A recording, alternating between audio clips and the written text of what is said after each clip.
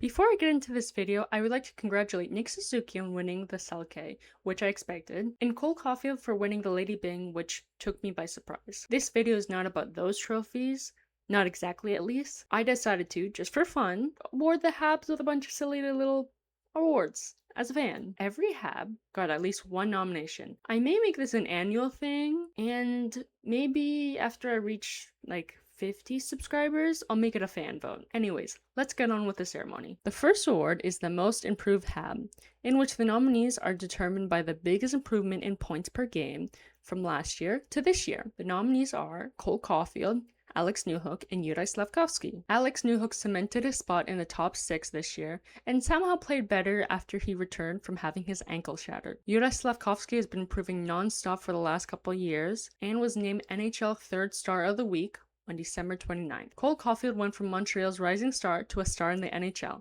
He was named NHL 3rd Star of the Week on March 23rd, won the Lady Bing, and was named to the NHL's 2nd All-Star team. And the winner is Alex Newhook, with Cole Caulfield as the runner-up. Newhook went from 0.32 to 0.6 points per game, which is a difference of 0.28, compared to Caulfield and Slav, who had a difference of 0.24. Points per game isn't the only reason Newhook is the winner, especially since the difference is so small. As I said before, Newhook had his feet slammed into the wall during a game against the Dallas Stars, came back a month earlier than he was supposed to, and played even better than before. Before this season, to me, Alex Newhook was interchangeable with Kirby Dach. As a center, but pretty good as a wing. I think we're past pretty good with Alex Newhook. He's way better than Dach now, there's no doubt. Let's move on to the next award.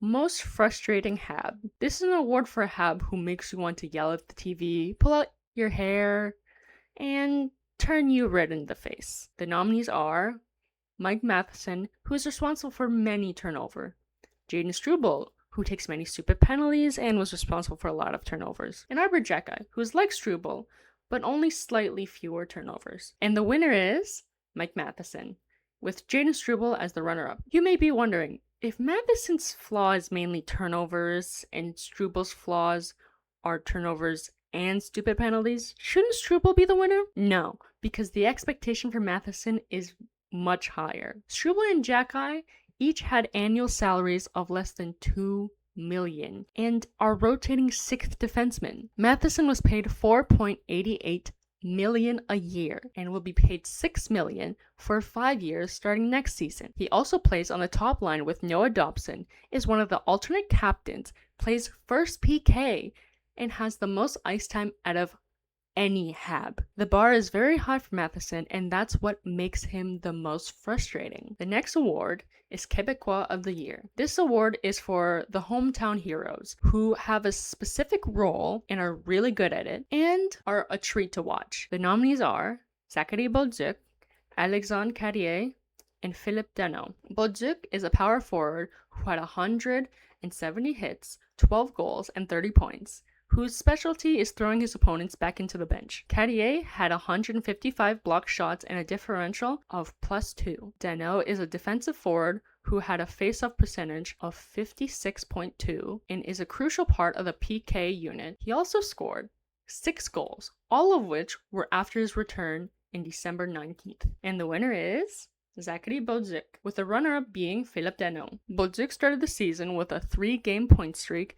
and a 4-game point streak for away games. But the biggest point in his favor is that when he was slotted into the first line with Caulfield and Suzuki, he played fairly well. He's not as good as Slavkovsky, but he's a good substitute for Slavkovsky. He played well in the playoffs against Tampa Bay, and let's not forget the most important factor, he's only 23 years old. He has many years to grow, and we don't know what kind of player he's going to be in the future. The upcoming award is for the most Physical Hab. This is pretty self-explanatory, the player with the most hits and the most penalty minutes. The nominees are Josh Anderson with 129 hits and 90 penalty minutes, Jaden Struble with 115 hits and 58 penalty minutes, and Arbor Jacki with 178 hits and 116 penalty minutes. You know who the winner is.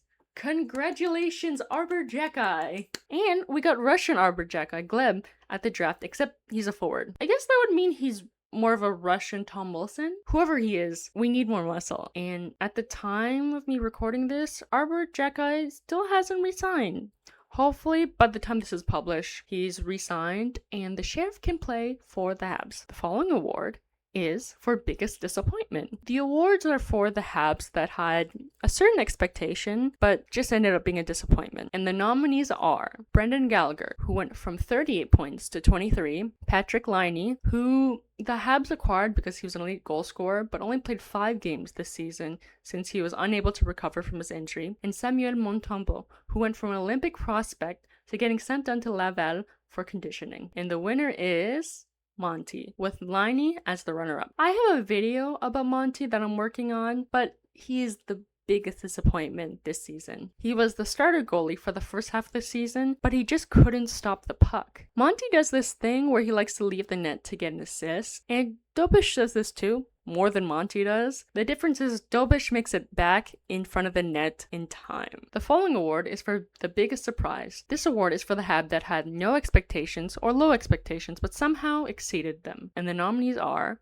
Oliver Kapanen. The rookie scored 22 goals and 15 assists, totaling 37 points. Alexandre Tessier, who was placed on unconditional waivers before being picked up by the Habs, was one of 2 Habs that scored a hat trick in the regular season and was a shootout specialist. And Joe Veleno, a UFA who started off the season as a substitute center, but later became a pretty good defensive forward and played on the PK unit. And the winner is Oliver Kapanen, with Tessier as the runner-up. I don't think there was any expectations for Kapanen. He was just supposed to be the typical third-line rookie who may be sent down to Laval a couple times during the season. Yes, I know there'll be people who say that Kapanen's success is solely because he had more talented line mates. And yes, while Newhook and especially Demidov gave Kapanen a huge advantage, someone has to finish those plays. You've seen the Habs. Goal scoring isn't easy. Kapanen came in third in rookie goals behind the Calder winner, Matthew Schaefer, and Calder nominee, Beckett Seneca. Next, we have the Laval Prospect of the Year. This award has a couple of rules. They have to mainly be part of the Laval Rocket roster. They have to make their debut in the NHL already, and they can't have a season with more than 25 NHL regular season games. This one was the hardest to narrow down to 3 nominees because 3rd to 5th place was pretty much neck and neck. Engstrom and Beck were very close to making it, but I needed a tiebreaker. So the nominees are Jacob Fowler, who won his first game in his NHL debut, Ren Becker, who scored his first point in his NHL debut, and Florian Jacki, who also scored his first point in his NHL debut. The winner was obvious from the start, and it was not close. Filling out the runner-up spot was harder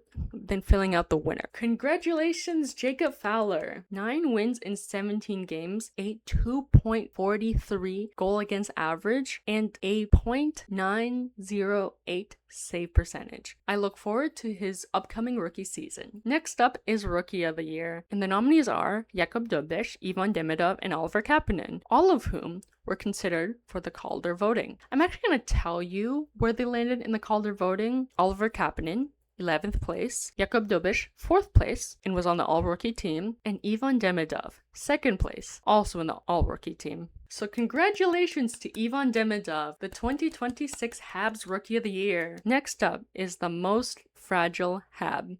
You know who the nominees are: Kirby Dach, Caden Goulet, and Patrick Laine. And the winner is Kirby Dach, who was injured 4 times last season. Patrick Laine is the runner-up since he got injured early in the season and never came back. He didn't recover. Next up is Offensive Defenseman of the Year. The nominees are determined by points per game, but they must play a minimum of 25 games. The nominees are Noah Dobson, Lane Hudson, and Mike Matheson. And the winner is Lane Hudson, with 78 points in 82 games. Noah Dobson is the runner with 47 points in 80 games, and Mike Matheson with 37 points in 78 games. Next up is Defensive Defenseman of the Year. The nominees for this award are determined by the number of hits and the number of block shots, divided by the games played, with a minimum of 25 games played. The nominees are Noah Dobson, Caden Goulet, and Arbor Jacki, and the winner is Caden Goulet, who had 63 block shots and 86 hits in 39 games. Arbor Jacki is the runner-up with 43 block shots and 178 hits in 65 games. while Noah Dobson had 188 block shots and 62 hits in 80 games. Next is Defensive Forward of the Year, which Nick Suzuki already won in real life, so congratulations! Runner-up is Jake Evans, followed by Philip Danault. Goal Scorer of the Year, which is obviously going to Cole Caulfield. Runner-up is Oliver Kapanen, who, as I said earlier, was third in rookie scoring, followed by Slavkovsky, who had the most power play goals for the Habs. Next up is Playoff Disappointment, which goes to the Habs that, going in, should have done better. And the nominees are Cole Caulfield, who only scored 6 goals in 19 games, Noah Dobson, who only had 1 point, and Oliver Kapanen, who scored no points and was taken out of the lineup. And the winner is Cole Caulfield. You may not agree with me, but Noah Dobson can be excused because he was coming off an injury, and Kapanen is a rookie. Cole Caulfield is the Habs' golden boy. He was the runner-up for the Rocket Richard. Do you know how bad 6 goals in 19 games is? That is 32% compared to 51 goals in 81 games, which is 63%. We all know that Cole Caulfield is capable of playing better. Next up is Playoff MVP. These are the Habs who are big reasons that the Habs made it as far as they did. Let's hear from the nominees. Jakub Dobeš, who saved 579 shots. Lane Hudson, who blocked 34 shots and scored 16 points. And Alex Newhook, who scored 2 game-winning goals, both in Game 7. And the winner is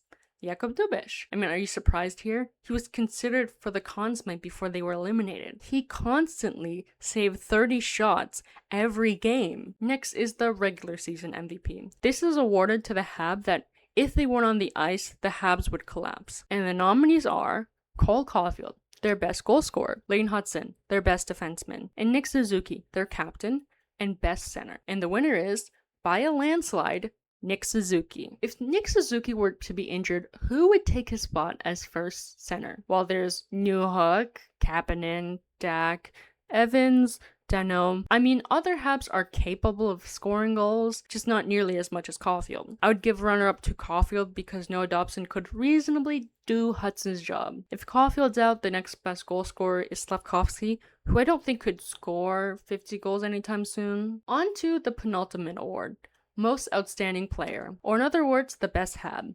This is not quite based off of stats, but based on when you watch the Hab games, who shines the most. And the nominees are Cole Caulfield, Jakub Dobeš, and Lane Hudson. And the winner is Lane Hudson, with Cole Caulfield as the runner-up. The final award, which will not be an annual award, as it was created for the specific Hab, the Legacy Award. This one obviously goes to Brendan Gallagher for all the years he's dedicated to the Habs, his leadership, and his grit, despite his size. We'll miss you, Gally. Have a great time in Vancouver. The Bell Center better honor you on March 6th when you come back to play the Habs. That's all the awards. That was fun. Maybe next year, if I have a decent amount of subscribers, I'll make it a vote. It'll be less work for me. Anyways, if you liked the video, like, comment, subscribe, and I'll see you guys next time.